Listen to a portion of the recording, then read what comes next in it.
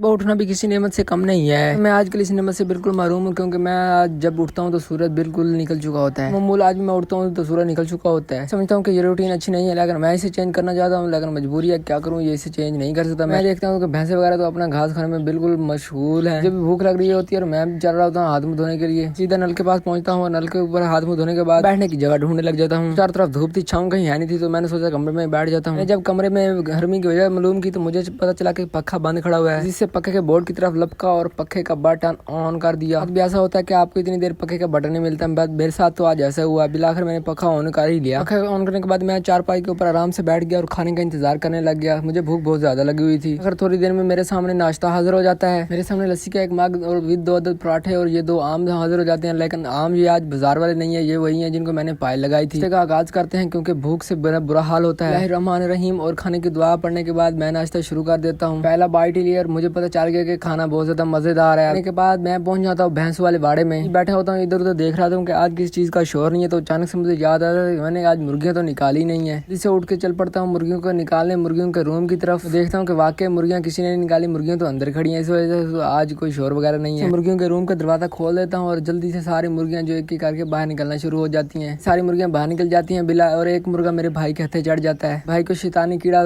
जाग जाता है कि क्यों ना मुर्गों को लड़ाया जाए, क्योंकि हमारे पास एक और मुर्गा भी मौजूद है। वो दूसरे मुर्गे के साथ लड़वाना चाह रहा था, लेकिन वो आज नहीं लड़ रहा बिल्कुल भी। सब्जी के बिल्कुल पास ही जो है रेत की ट्रालियां उतरा ली हैं। तो मैं भी आज बचपन की तरह ढेरी के ऊपर चढ़ने का दिल कर रहा था, जैसे कि बचपन में हम जब रेत की ट्रालियां आती थी उसके ऊपर कूद कूद के सारा उसको जो है बिखेर देते थे। टाइम जाया करने के बाद मुझे मेरी सीधी नजर पड़ती है मेरी लाडो रानी पे। वो बैठी है और वो बैठी क्यों है। तो मैं सीधा उसे तंग करने के लिए उसके पास पहुंच जाता हूँ। कभी उसके मुंह को हिला, कभी कान को हिला, कभी कुछ के वो उठ जाए। मेरी तरह बिल्कुल ही ढीठ है, वो नहीं उठ रही होती। मैं उसे इसलिए उठा रहा था कि मैं इतने दूर से उसके पास चल के आया हूँ और वो मेरी बात नहीं मानी, उठ नहीं रही। लेकिन मेरा फोकस था कि इसको मैंने आज उठाना है किसी न किसी तरीके से। लेकिन इसे मार के नहीं उठाना, इसे प्यार से उठाना है। तो मुझे पता है कि इसको कौन सा लाला दिया जाएगा तो ये उठ पड़ेगी। आखिर मुझे याद आ गया कि मेरे पास एक आइडिया है जिसके जरिए से उठ सकती है। ये बिल्कुल भी नहीं उठेगी, ये और ज्यादा लेट गई है। मैंने कही नहीं मार नहीं प्यार, मैं सीधा चल जाता हूँ घास के पास। वहाँ से ताज़ा हरा घास उठा के लाता हूँ और मैं कहता हूँ कि यही घास जब इसके सामने जाएगा तो ये भागे उठेगी। ताज़ा घास लेके मैं पहुंच जाता हूँ सीधा अपनी लाडो रानी के पास कि भाई अब तो उन्हें उठना ही पड़ेगा।